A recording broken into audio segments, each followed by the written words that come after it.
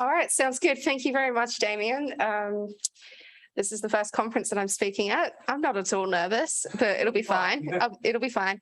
All right, so a little bit about myself. I am currently in my honours year in archaeology at the University of Queensland, and I am studying the trade and exchange of Aboriginal basalt stone axes from Mount Isa and just that distribution within the Lake Eyre Basin. And here I am just on top of a massive sand dune called Big Red, just in the middle of Western Queensland. And there's my socials. You can find me on Twitter, etc.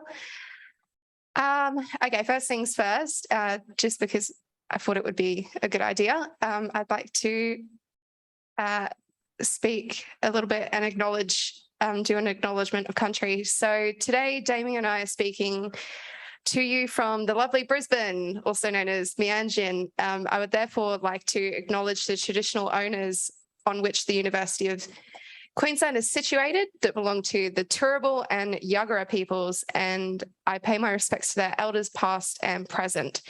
I would also like to acknowledge their ongoing connection with country, which forms a big part of why we are able to be here today. Sorry, if you want, you can click the top.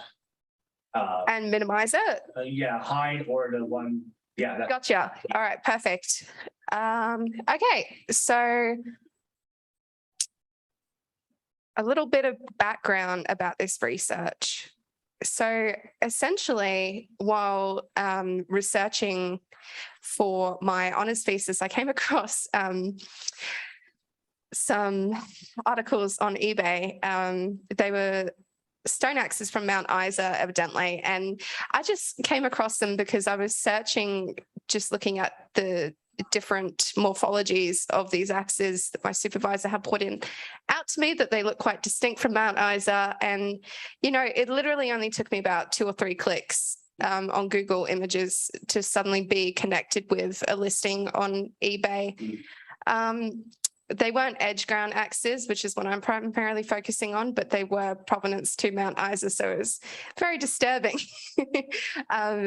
Just the additional context of not only were they from Mount Isa, they were from, the seller had said that they were from, they had been collected in Toowoomba, but had been provenanced from Mount Isa. And that was an exceptional thing in the sense that if that proved to be true, that demonstrates possibly a trade link between those two places that are separated hundreds of kilometers apart. And it really disturbed me that, this, from a researcher's point of view, that information is potentially locked away and taken from the traditional owners. Obviously, there are other ways that we can access that, but it's amazing to me that a listing like that complicates the research, or my research in particular. But anyway, let's get on. So essentially, I started with a very small sample size, and this is current. I've looked at about 40 listings so far, and I was really curious to see if I could collect data, particularly on the state that it was listed, as we'll see, because the heritage law differs in each state. In Australia, where it originally came from, because I'd imagine that would further complicate the heritage legislation, as we'll get into a bit later. Really, what sort of lithics and stone tool types were listed on eBay. And I also wanted to see if I could collect evidence of manipulative wording, item descriptions on the seller's part as well. And really, today we'll be talking about that in the context of age, but there's other behaviours as well that I have yet to really pull together the data from, but it's interesting, I think.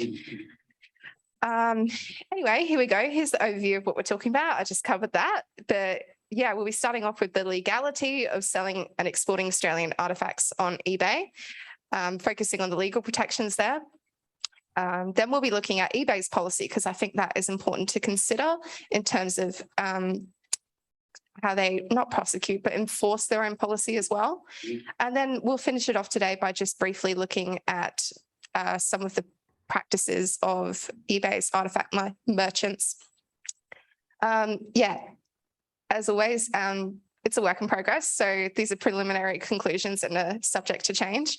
And I'm not a lawyer, so nothing in this presentation should be taken as legal advice. Okay. All right. Noted. Good. Let's get started with the legality then.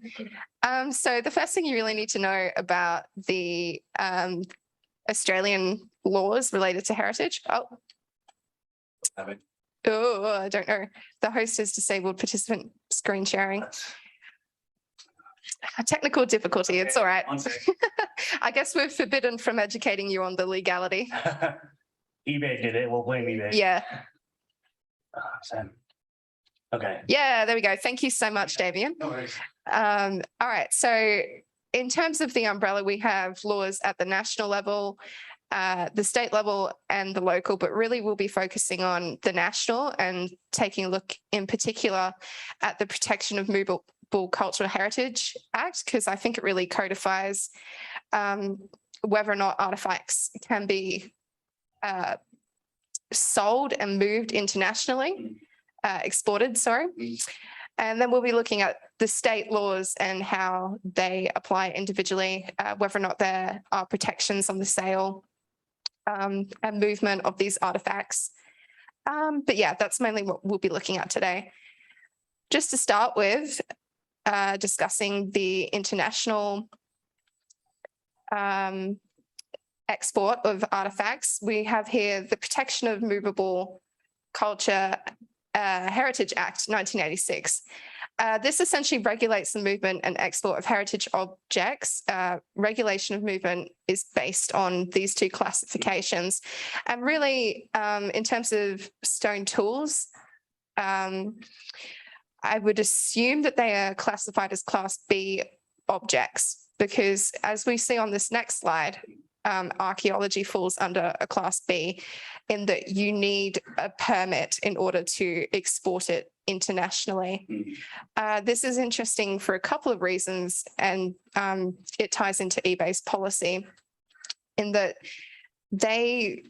I have seen sellers sell these objects internationally. I have no evidence to suggest that they have a permit. Do you know what I mean? So it's something to consider. Ooh, I did forget about that animation, but I just really want to reiterate, I think these artifacts fall under archaeology, so they would require a permit. Anyway, as we're getting on to the legality of selling it in Australia, we'll take a more in-depth look at the state laws and how they apply. So as you can see, I've collected data on whether or not the states themselves have a ban on the sale of artifacts. It's important to note that I found listings that were from all of these states. So that may apply where there are states where there is a ban on the sale of artifacts. At the very least, as you can see, most states and or territories have regulations in place to limit the movement of these artifacts. So really, we have to think about it in those terms as well. And especially focusing back on the sale bans in South Australia and Tasmania.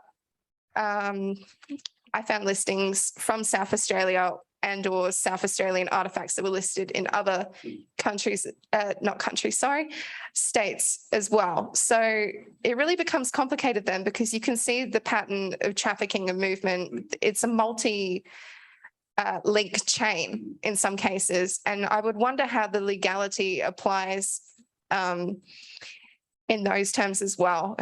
Which state would be the prosecuting state in cases like that. But yeah, where I've marked inference, it's based on the wording of the legislation. For example, New South Wales does not have its own Aboriginal Culture Heritage Act. Their legislation falls under, I think they're environmental. I forget exactly what the title of it is, but the reason why I believe that the sale could be inferred is that the artifacts under the New South Wales laws are deemed Crown property. I honestly believe that would limit the sale potential. But anyway, if you want to check out more publications about heritage law, definitely recommend that inquiry into Junk and Gorge. It's very, very important. It lays out a lot of the weaknesses with legislation. And of course, if you want to learn about prosecution of possession, because there are multiple cases where the state has taken individuals to court over unlawful possession of these artifacts. So I really do think there is an argument that there could be further prosecution of unlawful possession, but there's not that much going on at the moment. Anyway, yeah, that's just a note about WA's Aboriginal Culture Heritage Act. It is the youngest of the group and it has no ban, and it also has no regulation on the movement of artifacts, which is interesting. But anyway, let's get on to trafficking. So yeah, broadly, these are the item descriptions that I saw as active listings from the last 2 months, really. And this list is non-exhaustive. There's quite a few, there's more research that I need to do. But yeah, we have quite a few. One of the more couple of disturbing listings that I saw were related to items that were not necessarily defined as sacred or secret ritual objects, but had previously been defined by traditional owners slash the archaeological literature as potentially ceremonial. And yeah, that is quite interesting in itself, because as we'll see with eBay's policy and the international laws, sorry, not the international laws, the Australian legislation, those sort of items cannot be removed from Australia, but these items were offered international postage. So it's disturbing. To me, at least, to many people, actually. Everyone listening. To everyone listening, yes, the shock, the horror. Yeah. But yeah, as you can see, I sort of noticed that patination was a highly desirable trait in many of the stone tools themselves. I later found that rock collectors in general favour rocks that have undergone that chemical weathering because it produces a more aesthetic quality. Those items seem to be priced higher. But yeah, that's just a broad overview of the types of listings that I saw. And they mainly fell into 3 categories. We had artifacts that were listed in a state with looser laws on movement than when the artifact had originally come from. We had some that were provenance to states where there is a sale ban in place, and sold in a state where there is a sale ban in place. I also saw both a mixture of vintage collection pieces being auctioned off versus items the seller had hand collected in the field, which was interesting. I think quite a few of them in the item description emphasized that they were collection pieces. I wonder if perhaps they think there may be a workaround in terms of selling it. Maybe there is. That's something I still need to look into. But yeah, just some of... Roughly 5 minutes. Is that how long I've been speaking for? No, you have roughly 5 minutes. Oh, excellent. Yes. Okay. Well, then we'll speed through. Go back to that slide. No, that's fine. All right. It's all right. Yeah, going on to their policy quickly. So, eBay states that their regulation, cultural listings of cultural heritage items must follow all government regulations, but really we can see very quickly that they only really follow, I guess, 80% of what the National Culture Heritage Control List states, and there are still breaches in the international postage is offered. There's probably breaches where permits haven't been secured for domestically sold items. But also going on to the fact that their policy doesn't align with the state legislation whatsoever. Yeah. So yeah, like I said, the problem really is that their policy doesn't ensure that all government legislation is followed in Australia. It doesn't ensure the protection of Aboriginal cultural heritage, which is something that they state in this artifacts and cave formations policy, is that they want this is in place to protect Aboriginal cultural heritage.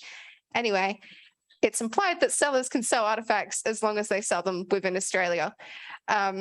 You know, it's probably also symptomatic of a lack of heritage protection at the national level. We still don't have a national policy related to this, you know, Aboriginal cultural heritage in general, let alone selling these artifacts.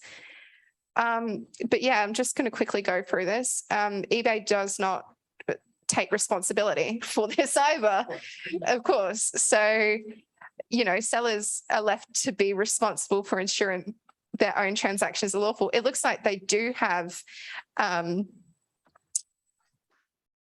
policy in place where they will prosecute if you go against this. But when you have weak legislation, how many people are being demoted? Or I've seen listings that clearly breach the heritage law but have been up for upwards of a couple of weeks.